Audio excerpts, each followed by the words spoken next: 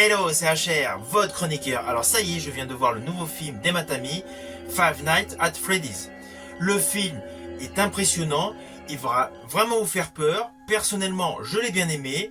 Je vais vous dire pourquoi, mais avant cela, pense au petit pouce, à t'abonner et à la petite cloche. Let's go! Les fantômes des gamins possèdent les robots géants. Comment on les arrête? On ne peut pas. C'est trop tard. Il arrive.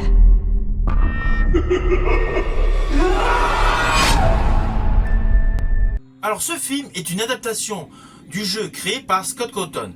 Étant complètement néophyte, je me suis renseigné sur ce fameux jeu. Tous les aficionados le surnomment le FNAF.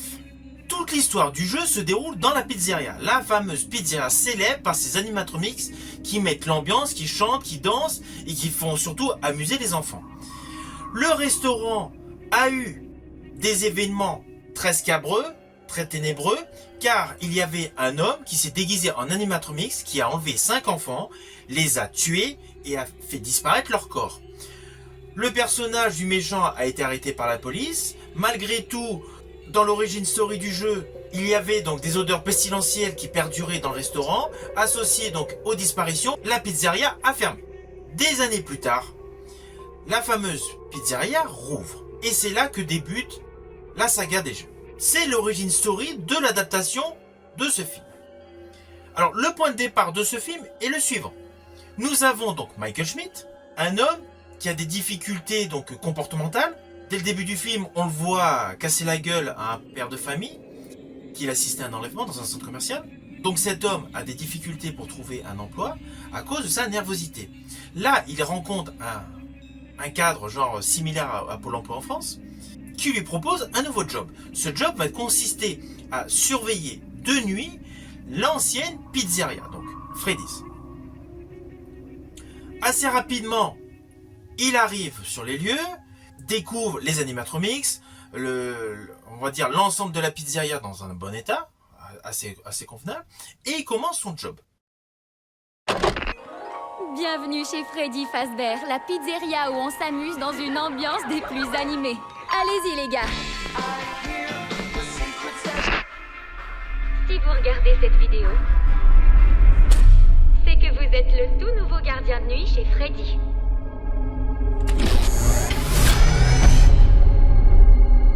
Y'a quelqu'un? Parallèlement, un second arc narratif débute. Il a de gros problèmes émotionnels qui sont basés par rapport à l'enlèvement de son jeune frère. C'était jadis. Le soir, il s'endort avec de la musique douce. Il pense au pain du Nebraska afin de revivre la scène. Et c'est là que débute vraiment l'histoire de ce film. Car, lorsqu'il dort, au moment où il rêve, il se met à converser avec les enfants disparus qu'on avait entendu parler dans les jeux. À partir de là, avec sa sœur, une histoire se développe, une histoire haletante et une histoire très cohérente. Le plus du scénario, c'est qu'il parsème les moments de frayeur, les moments de tension avec des moments d'émotion. Il ne faut pas oublier que le personnage principal du film est terriblement touché émotionnellement par la disparition de son frère. Il était présent. Il a vu le véhicule emmener son frère. Le côté émotionnel est donc largement mis en avant, ce qui est rare dans les films d'horreur. Là, il y a une vraie alchimie entre l'émotion ressentie, la tristesse, le désappointement de Michael Schmidt, du personnage Michael Schmidt, et le côté terrifiant, évidemment très sanglant, provoqué par les animatronics. Alors concernant le casting, on retrouve en premier rôle Josh Hutcherson. Josh Hutcherson, qu'on en a pu voir dans la saga Hunger Games. Il a poursuivi sa carrière avec participation à des téléfilms, à des séries et à des films, mais un peu plus modeste. Là, il a vraiment le premier rôle et un rôle touchant. On va dire que le rôle, on pourrait penser qu'il a été écrit pour lui. Il colle parfaitement. À ses côtés, on retrouve Mary Stuart Masterson, qui là interprète le rôle d'une tante très méchante, vicieuse. Personnellement, Mary Stuart Masterson, je l'avais adorée dans Postman de Costner. Bon, cette femme a une très grande filmographie Et son rôle de tante vraiment malsaine, elle le joue à la perfection. On retrouve également Matthew Lillard. Alors Matthew Lillard, on va pas se mentir, lorsque je l'ai vu, j'ai présagé un événement qui allait se passer. Je ne vous le dis pas pour l'instant, je le raconterai à la fin de la vidéo. L'ensemble de la distribution colle parfaitement. Alors concernant la musique, car un bon film d'horreur, il faut qu'il y ait une bonne musique, un bon score. Sinon, les palpitations ne sont pas là. Là, le choix des Newton Brothers est parfait.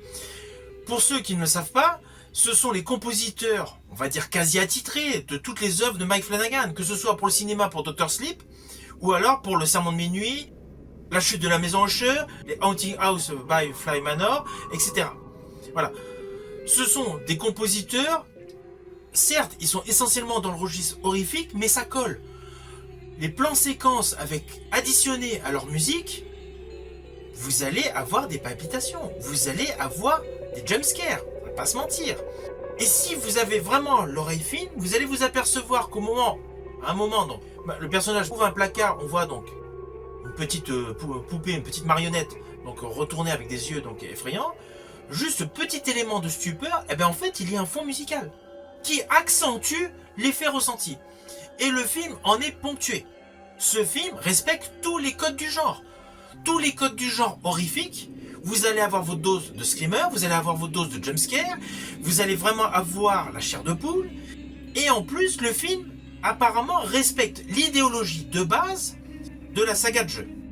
Néanmoins, concernant la réalisation, on est obligé, en observant ce film, de se dire « Ah, la façon de filmer, le cadrage, la luminosité, la noirceur intégrée, elle semble légèrement inspirée d'un film qui est sorti il n'y a pas si longtemps que ça, avec Nicolas Cage. Je veux parler de Willy's Wonderland. »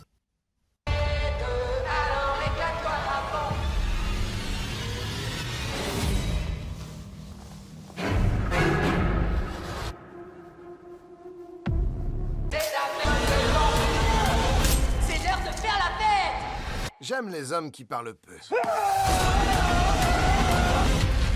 Nicolas Cage, dans ce film, jouait le rôle d'un concierge de nuit qui devait se battre pour survivre à des animatronics. Il est vrai que quand on regarde ce film avec Nicolas Cage, c'était très inspiré de la saga FNAF. C'est d'une limpidité évidente. Vous allez voir, on va s'amuser comme des fous.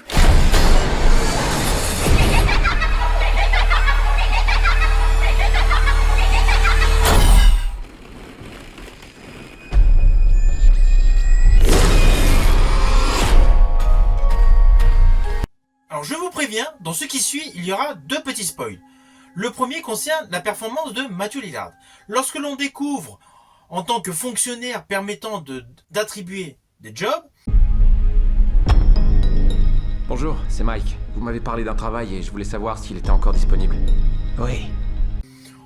On devine aisément qu'il va avoir un personnage beaucoup plus important, car sa filmographie a débuté avec un film de slasher. C'était l'un des tueurs de Scream 1. Évidemment, on s'imagine le retrouver plus tard, ce qui est le cas. On le retrouve en psychopathe, et sa performance de psychopathe est plus vraie que nature. Le second spoil correspond à l'interprétation de l'officier de police. On devine assez rapidement, vu toutes ses connaissances sur la pizzeria, que c'est la fille du personnage de Matthew Lillard.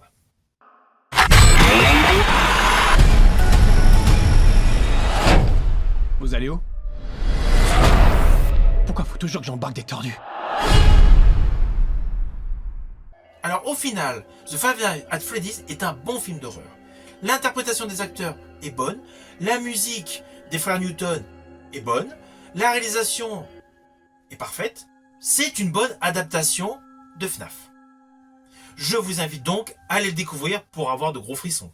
Je vous dis à bientôt pour une prochaine chronique.